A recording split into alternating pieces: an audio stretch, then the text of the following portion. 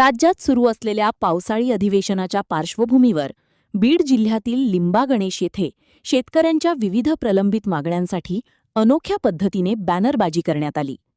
शेतकऱ्यांना सरसकट कर्जमाफी, 2025चा पीक विमा, जाहीर केलेले शेतकरी अनुदान आणि इतर शेतीविषयक प्रश्नांवर सभागृहात आवाज उठवा, अन्यथा लोकप्रतिनिधींनो राजीनामा द्या, असा थेट इशारा देणारे बॅनर गावातील प्रमुख ठिकाणी लावण्यात आले आहेत.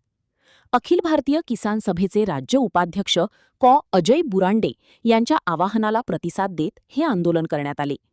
यावेळी डॉक्टर गणेश ढवळे यांनी लोकप्रतिनिधींनी विधानसभा आणि विधान परिषदेत शेतकऱ्यांच्या न्याय्य मागण्यांसाठी ठोस भूमिका घ्यावी, अन्यथा पदाचा राजीनामा द्यावा अशी मागणी केली. या आंदोलनात ग्रामस्थ, शेतकरी आणि विविध संघटनांचे पदाधिकारी मोठ्या संख्येने सहभागी झाले होते. पावसाळी अधिवेशनामध्ये बीड जिल्ह्यातील लोकप्रतिनिधींनी सरसकट कर्जमाफी असेल, त्याचबरोबर 2025चा पीक विमा असेल, त्याचबरोबर गेल्या वर्षी सप्टेंबरमध्ये जे अतिवृष्टीमुळे नुकसान झालं होतं त्यांना 17,500 रुपये प्रमाणे जे अनुदान देण्यात येत होतं तेही देण्यात आलं नाही.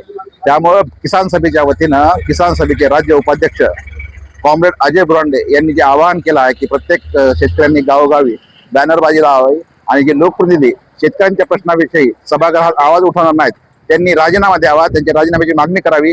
या आवाहनाला प्रतिसाद देत आज बीड तालुक्यातील लिंबागणेश या ठिकाणी मुख्य प्रवेशद्वारावर आणि चौकामध्ये बॅनरबाजी लावण्यात आली आहे आणि याच्यावर लोकप्रतिनिधी सरसकट कर्जमाफी, त्याचबरोबर 2025चा पीक विमा आणि थकीत अनुदान घोषित जे आहे ते देण्यात यावं यासाठी बॅनरबाजी करण्यात आलेली आहे.